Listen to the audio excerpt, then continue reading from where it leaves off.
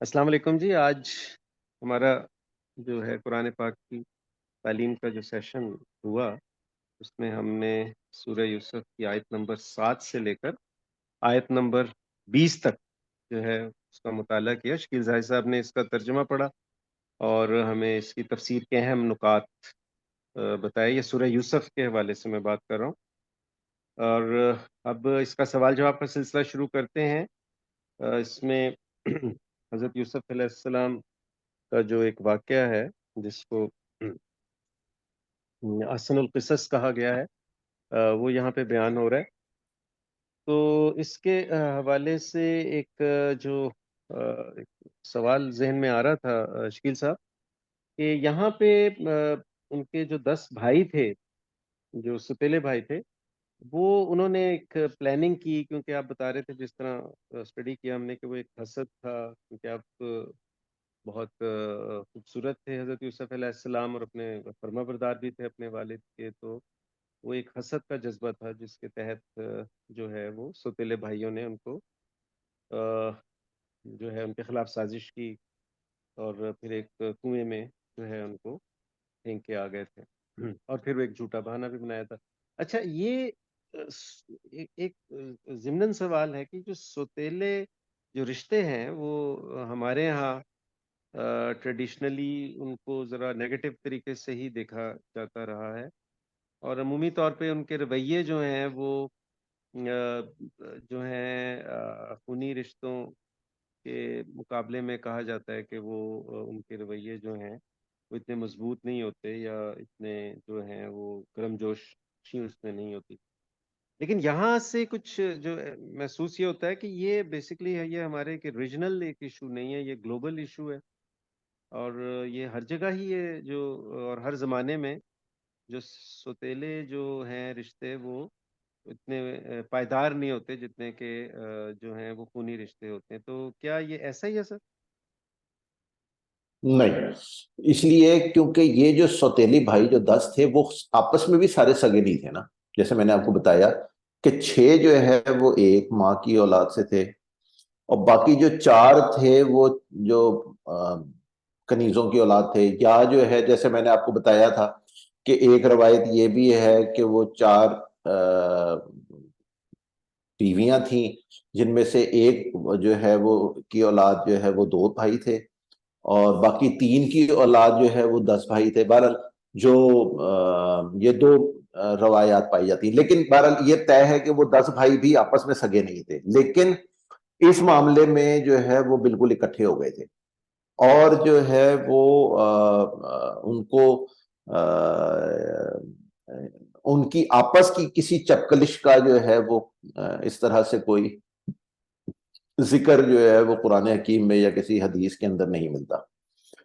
تو یہ چونکہ وہ آپس میں بھی سوتیلے رشتے ان کے درمیان موجود تھے، لیکن وہ جو ان کا جو ایک گول تھا اس میں وہ سارے اکٹھے تھے۔ تو اس کا مطلب یہ ہوا کہ ہمارے یہاں پہ بھی، ہمارے معاشرے میں بھی جو سوتیلے بھائی جو ہے وہ اگر ان کی اور سگے سوتیلے بھائی کوئی ایسے ہیں جو کہ دوسرے کے ساتھ کوئی برا سلوک کر رہے ہیں، تو اس کی وجہ جو ہے وہ کوئی پرسنل ریزن ہوتی ہے، جیسے کہ یہاں پہ ایک پرسنل ریزن تھی، اسی طرح جو ہے وہ یہ ریزن بھی ایک بہت بڑی ہوتی ہے کہ باپ کی جائیداد کس کو ملے گی، اور جو ہے وہ یہ ڈیوائیڈ ہو جائے گی اور یہ اتنے لوگوں میں تقسیم ہو جائے گی، تو یا پھر جو ہے وہ یہ ہوتا ہے کہ یہ میرے باپ نے جو ہے وہ ایک اور شادی کر لی ہے، تو جو ہے وہ یہ میری ماں کے ساتھ بڑی زیادتی ہو گئی ہے، تو وہ اپنی ماں کا بدلہ لے رہے ہوتے ہیں۔ تو یہ اس طرح کی سوچ جو ہے وہ ہمارے یہاں چونکہ ہم تو خاص طور پہ جب یہاں پہ پاکستان میں چونکہ ہندو معاشرے کے ساتھ رہے ہیں بہت عرصہ، تو ہماری سوچ جو ہے وہ اور طرح کی ہے، جبکہ عرب میں آج کل کے بھی عرب میں آپ دیکھیں تو سوتیلے بھائی کو ایز سچ وہ کوئی یا سوتیلی ماں یا سوتیلا بھائی جو ہے وہ کوئی ایسی خوفناک ہستی جو ہمارے یہاں پائی جاتی ہے، یا سوکن جو ہے وہ ایسی کوئی خوفناک چیزیں عرب معاشرے میں نہیں ہیں۔ اور وہاں سارے گھل مل کے اور جو ہے وہ جیسے نارمل ایک لائف ہوتی ہے ویسی گزر رہی ہوتی ہے. ہاں جہاں جہاں پہ بھی پرسنل وہ پرابلمس ہو یا پرسنل گینز آ جاتی ہیں یا پرسنل انٹرسٹ آ جاتے ہیں, وہاں پہ معاملہ جو ہے وہ ڈفرینٹ ہو جاتا ہے. وہ سارے انسان اس معاملے میں برابر ہے. تو کون سے سگے بھائی جو ہے نا وہ ان کے درمیان میں جائیداد آ جائے تو وہ بھی جو ہے وہ آپ کو پتہ ہی ہے کہ بھائی بھائی کا سگا نہیں ہے اس معاملے میں. شکریہ سر. جی میں پارٹیسپینٹ سے ریکویسٹ کرتا ہوں وہ آج کے جو لیکچر کے حوالے سے کوئی سوال کرنا چاہتے ہیں. یہ جو آیت نمبر 7 سے لے کر سورہ یوسف کی آیت نمبر 20 تک کا جو یہ لیکچر تھا, اس حوالے سے کوئی سوال ان کے ذہن میں ہے تو وہ کر سکتے ہیں, یا کوئی ضمناً سوال پوچھنا چاہیں شکیل صاحب کی موجودگی کا فائدہ اٹھا کے. جی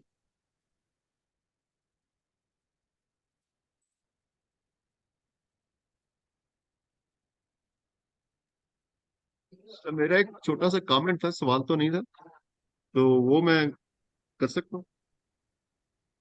جی جی جی جی جی فرمائیے. سر میں ایک چیز یہ اس میں سوچ رہا تھا اس واقعے سے کہ بھائیوں کا جو ہے وہ جو بھی ان کا کردار تھا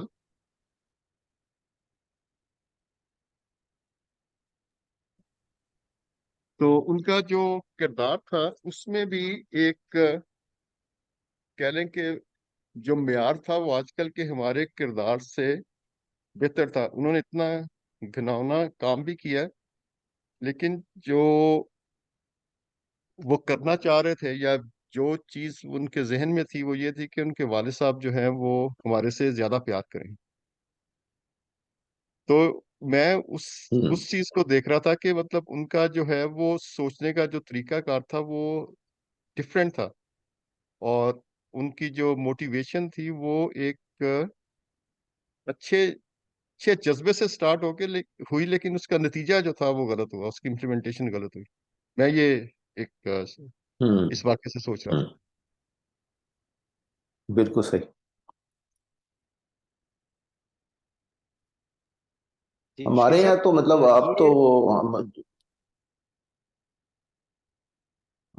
میں یہ کہہ رہا تھا کہ ہمارے یہاں تو بالکل جو ہے وہ حالات جو ہے نا اخلاقی لحاظ سے وہ تو بالکل اینڈ پہ پہنچے ہوئے ہیں. تو جو تارڑ صاحب کہتے ہیں, میں نے اس سے پہلے بھی شاید کہ کوٹ کیا ہو, میں ان سے بڑا ایگری کرتا ہوں کہ our nation has gone mad. تو ہمارے حالات تو جو ابھی ٹی وی میں نے کل کی خبر ہے کہ میں قصور کی خبر ہے یا پتہ نہیں کہاں کی, کہ دوست گئے کھیلنے کے لیے اور وہاں پہ ان کا آپس میں جھگڑا ہو گیا, تو دوستوں نے جو ہے نا ایک دوست کے اوپر پیٹرول چھڑک کے اس کو آگ لگا دی. یہ تو ہمارے حالات ہیں. اندازہ ہمارا کوئی تصور تھا آج سے 50 سال پہلے اس طرح کا کہ دوست کو اب پیٹرول چھڑک کے آگ لگا دے گا صرف اس لیے کہ کھیلتے ہوئے جھگڑا ہو گیا. تو وی ہیو گون میڈ. صحیح. جی پارٹیسپینٹ سے مزید کوئی اگر سوال ہے تو وہ پوچھ سکتے ہیں. جناب اعظم بھائی ہیں, فاروق بھائی. جی کوئی سوال آپ کے ذہن میں ہے مس عائشہ تو آپ پوچھ سکتے ہیں, فائدہ اٹھا سکتے ہیں, ہمارے پاس کچھ ٹائم ہے.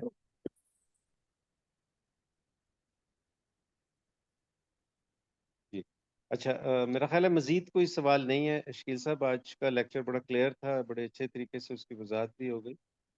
تو ہم پھر آج کے اس سیشن کو یہاں پہ ختم کر لیتے ہیں اس دعا کے ساتھ کہ اللہ تعالیٰ ہمیں قرآن پاک کو پڑھنے کی, سمجھنے کی, اس پر عمل کرنے کی اور آسان طریقے سے اللہ کے اس پیغام کو آگے پہنچانے کی توفیق عطا فرمائے. جی آمین. السلام علیکم ورحمۃ اللہ وبرکاتہ. آمین. وعلیکم السلام.